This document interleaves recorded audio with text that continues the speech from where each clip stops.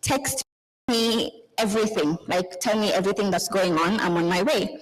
So I observed them for about half an hour. They were just moving around. It was like surveillance of some sort. So they were moving around, observing the area. I don't know what they were trying to find really, but that went on for like half an hour. Then they left. And around the same time they were leaving, he arrived. I was so scared. I was rooted to one spot of the living room the entire time until he got there. Then I was like, oh, phew, now I can breathe. So that evening went by. It was very calm. It was peaceful. We slept.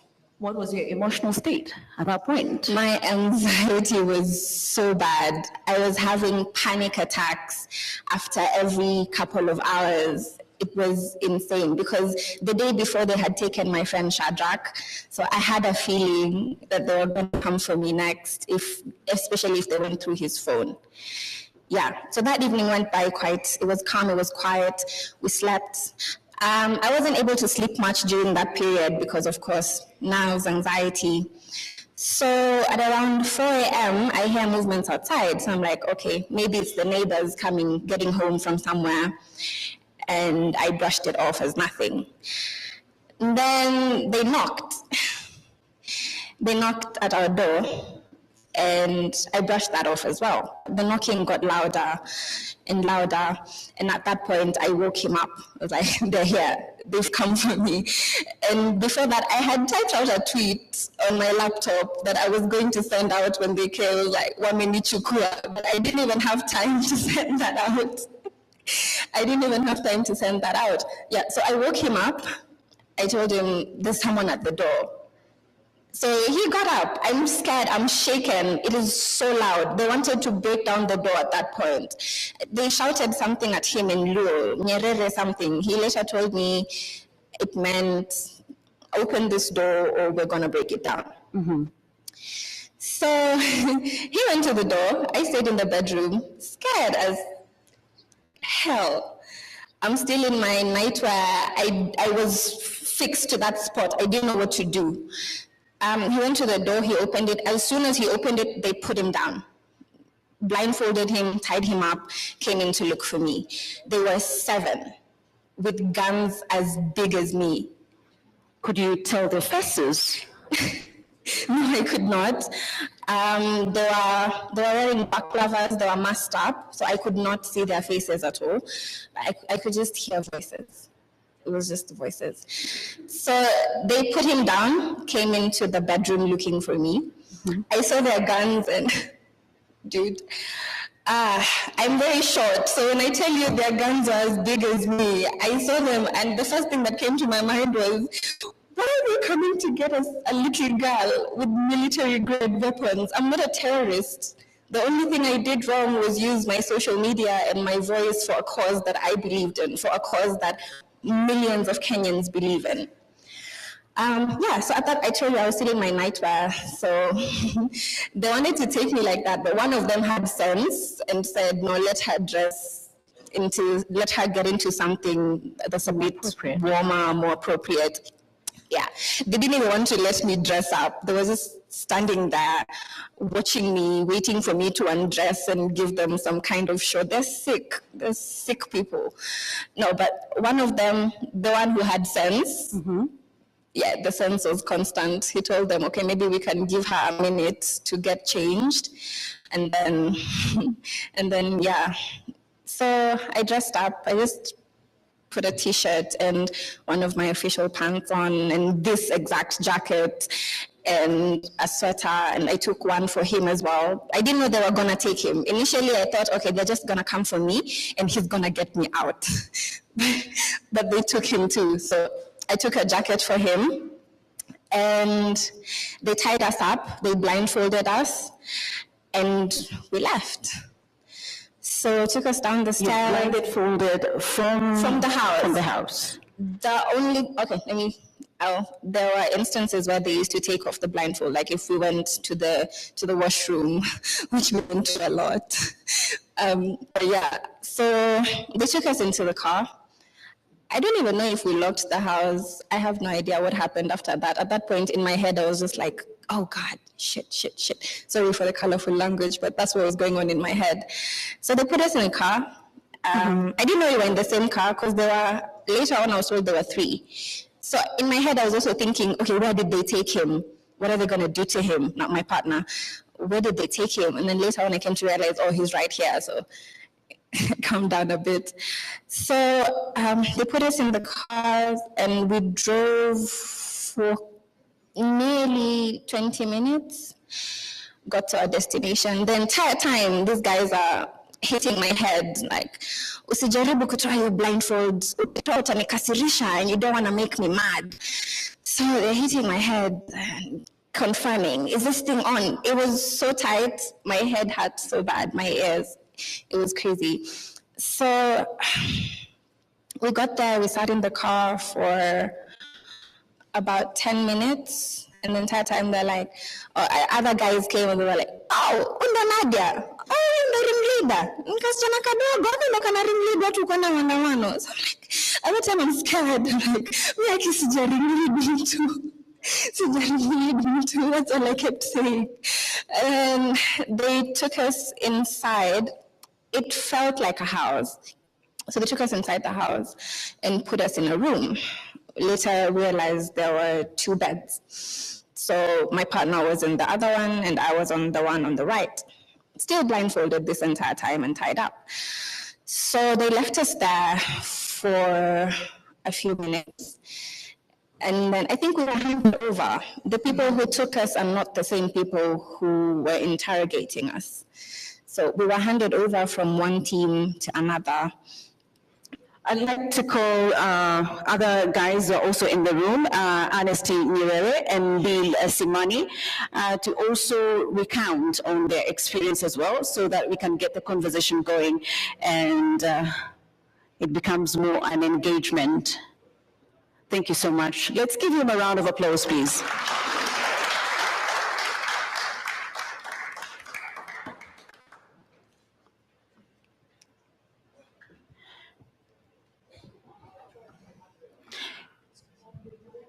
Thank you so much. It's Billy, correct? Yeah. For coming on stage. Ernest will be joining us shortly. Just briefly recount for us how the experience was for you. Hi, my name is Billy Simani, otherwise known as Crazy Nairobian. Okay, for me, I think, the first guy to be abducted. So for me, it was more of a surprise. We had just come from a successful Thursday maandamano. So on Friday, I was still asleep throughout the day. I just woke up constantly to tweet and go back to sleep. So at 3 p.m., I think it was on 21st June, I had a knock on the door. At first, I thought it was the caretaker because that's the only person that can knock at my door. So I went to open the door.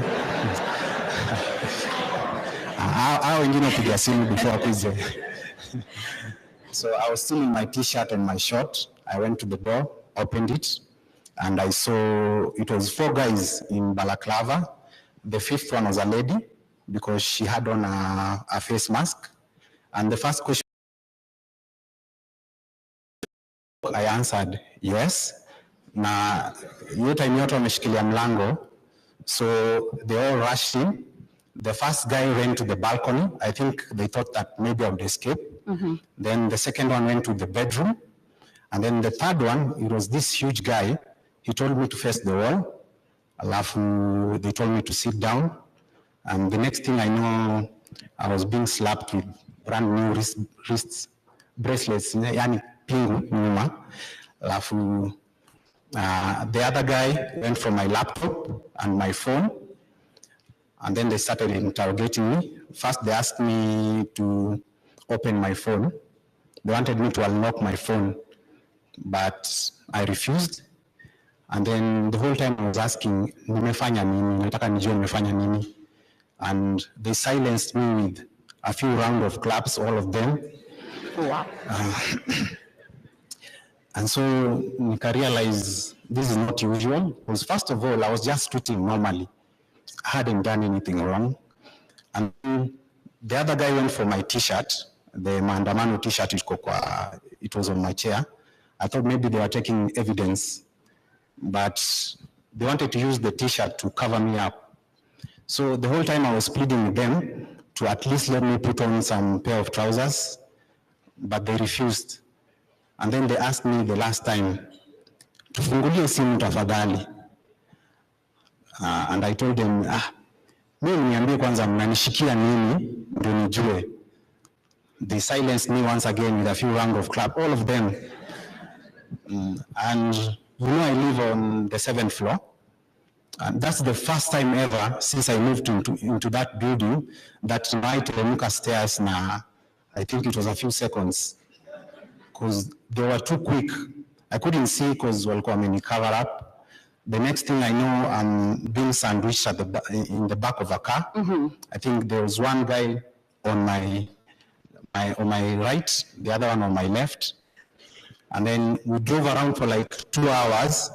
So me, in my mind, I knew that I'm being taken out of Nairobi somewhere. And I knew this was it because first of all, they didn't introduce themselves. Second of all, I've been blindfolded. So the next thing I knew, story yangu imeisha hivyo. So we drove around for like 2 hours, then they started whispering. And then one of them was asking for directions from someone on the phone. And then they sent him the pin. And then the next thing I know, I'm pulling up to, I don't know, one of them, they stopped the car, they came out, and then one of them was like, ni hapa? Then the others were like, yeah, ni hapa. Wakasema, sawa, toa hiyo jamaa tumalizane na hapa kwa kahawa, tuende kufanya kazi ingine. And I knew that was it. And then the next thing I know, I'm being taken out of the car. I was still in my t-shirt, my short, barefoot, hands tied behind my back. I've been blindfolded. The next thing I know, I'm being taken down the stairs into a room. It was a very cold room. Then they told me to lie on my stomach. They asked me they asked my name. I told them Billy Simani. The next thing they wanted my ID number. The next thing they asked me where I come from. I think walikuwa wanataka kujua ushago ni wapi. I told them. Then they asked me nimeshikiwa wapi. So I was like, I thought these were the guys that brought me here. So I think those were the other guys that I was handed to who were asking questions. They made me lie on that floor for like an hour. Then after an hour, somebody came. They took me upstairs into, I think it was an interrogation room. Those guys at the interrogation room were a bit friendly. The guys at where I was being held up were a bit rough. So the next thing I know, I'm being sat on a chair, and then one of the guys started asking me questions. They asked me the usual question: what is your name, your ID number, where do you live, your social media handles. They wanted Facebook, Twitter, Instagram, TikTok. And then the next thing they told me was, we're going to ask you questions and you're going to answer us. If you don't, first of all, this is not a police station, so they might not find you, so you have to cooperate. And I was like, this was it. So they wanted to know who was funding these protests. And I told them, no one, it's just the youth. There are people who are coming up and buying water. Some people are coming up and buying t-shirts. Watu wanajitolea tu. Then they told me, the reason why we have brought you here is because tungeongea nawe kwako, ulikuwa kichwa ngumu. First of all, we need you to unlock that phone. And I was like, mimi nataka nijue nimeshikiwa nini. And they told me once more, I'm the one asking the questions. You're going to open this phone because we want to see something. And then I just decided to open the phone for them. I told them the code. They checked. I think they were looking to see if somebody was funding us, and they didn't find anything. So they took me down to where I was being held. I think it was a downstairs. It was a very cold room. I slept there the whole night. My hands on my back, still in my short and t-shirt the whole night. So they came for me the next day. That's when they brought in tea, and then they transferred my hands to the front. And then after tea, I was taken back to the interrogation room, and then the guy was friendly enough to ask for a blanket. And then they told me, we wanted you to first to meditate and think about your questions first. So I think now you're ready to cooperate with us and tell us what you want to know. Perhaps, So, Billy, during the entire time, paint us that experience that you had that entire time, because you're talking of you being slapped at the back, you being tied up, your hands, having to sleep in a cold room the entire night. Just paint us in a minute how that experience was for you. the whole time I was trying to think, what tweet gave me out? Like, what did I say? Because the only thing I know, I was protesting like the rest of my colleagues. So I was wondering why I was brought here. And the whole entire time I didn't know why I was brought there. Like, I knew this was the end for me. So it was like a psychological warfare, because first of all, they removed the cuffs, the handcuffs, and then they replaced them with, they're called zip lock, zip ties. And the more I was struggling, the more they were tightening. So my hands were numb. I couldn't sleep the entire time. I was trying to like listen and know where I was, but there was no sound, no nothing. I didn't know if there was anybody in the room. So I wasn't even sure if I was in a police station or what, but I later realized the following day when they transferred the hands to the front, when I had the chance and lifted my blinds, I was in a toilet. I was actually in a toilet. It's a very small toilet. And that's where I was held the whole night. And then they would occasionally come.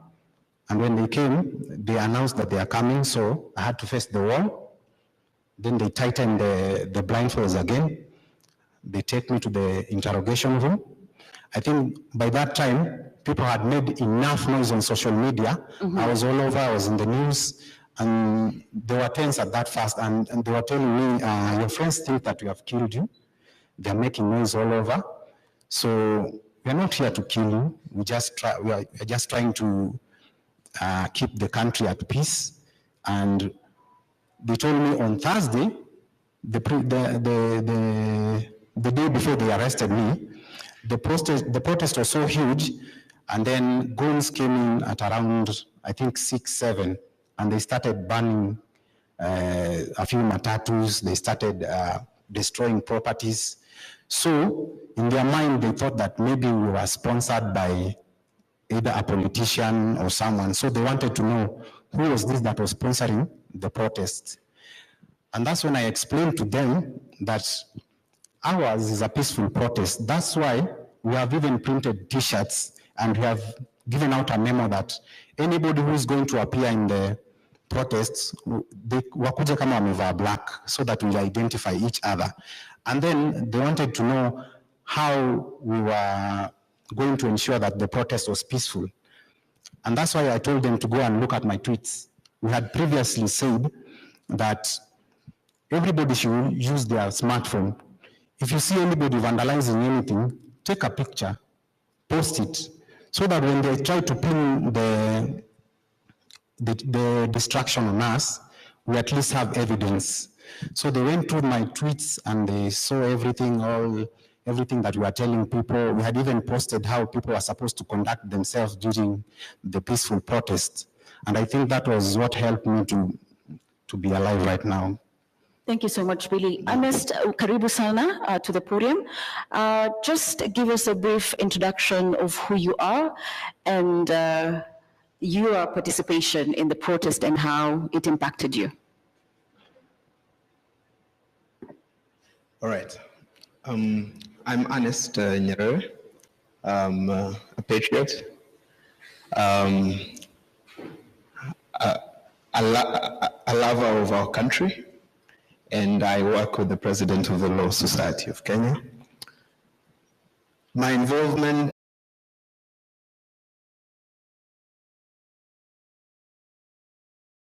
extrapolations. Psychological evaluation. The moment I Are constantly being scared that people are out to get you. I also haven't stayed in my house for more. and now my life isn't normal because my phone has to be constantly on flight mode because I'm getting a lot of calls, relatives, they want to know how I am. So I always reach out to my mom so that she can at least tell them that I'm okay. But at the moment, I'm moving around constantly from house to house because I don't want to be found in my house again alone. So much. As from the end, from the Law Society of Kenya, perhaps are you looking at ways in which you can be able to get justice for people like Nadia and Billy? Well, I'd have to say that I wouldn't want to claim to speak for the Law Society of Kenya, but I would have to admit that it is important that those who are capable and are in positions to intervene do intervene. And of course, I appreciate my relationship with the Law Society, and being a victim myself, I think it is in order that the Law Society takes an active position in representing these people and, finding redress, because as they've shared, the experiences were not easy. There are issues of there must be reparations. That is what we must agree as a people, we must agree as a society. There must be reparations, there must be consequences. So we would have to say all the things that we have experienced should not go in vain. For instance, the day I was taken is the day I knew hot water tastes good. I ordinarily do not take hot water, but it was the only thing on offer, yeah. It was the day I was reminded of how it feels kupigwa kofi ya kisogo. I have not been hit on the backside of my head since I was 9 years old, and that's quite some time back.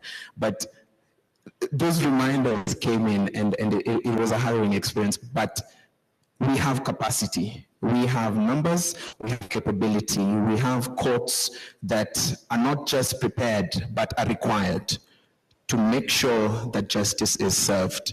And I do believe that all the partners who have taken part in putting this together, the Citizen Assembly, will work as well to ensure that the necessary reparations are found for all the victims and all the families of those who lost their lives. Thank you so much, Ernest. I don't know if the people here have any questions to our panelists. If we could have perhaps the mic going round. If you have any question, just raise up your hand so that we can have an interactive engagement for our panelists here. Yeah, floor manager, there is a question there from the gentleman, and then you can have the lady to my left, the gentleman to my right, the first. Thank you so much. You please state your name and your question and to whom is it directed to.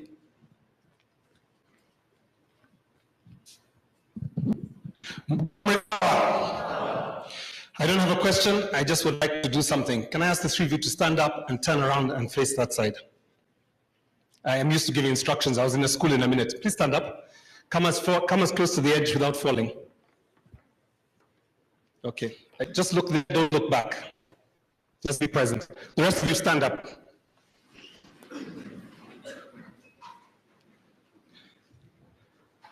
I want you to imagine you are back there and all these people have your back.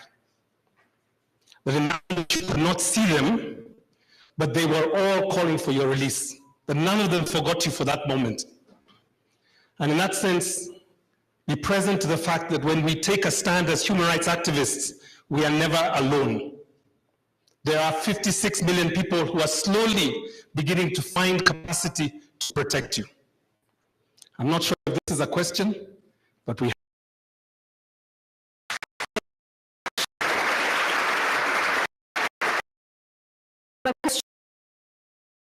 From the second row to my left on this other side. The lady in green.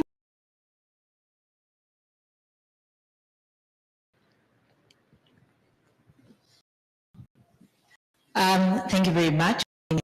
Gishengo, and just like Gishengo, I have no question, and mine is to say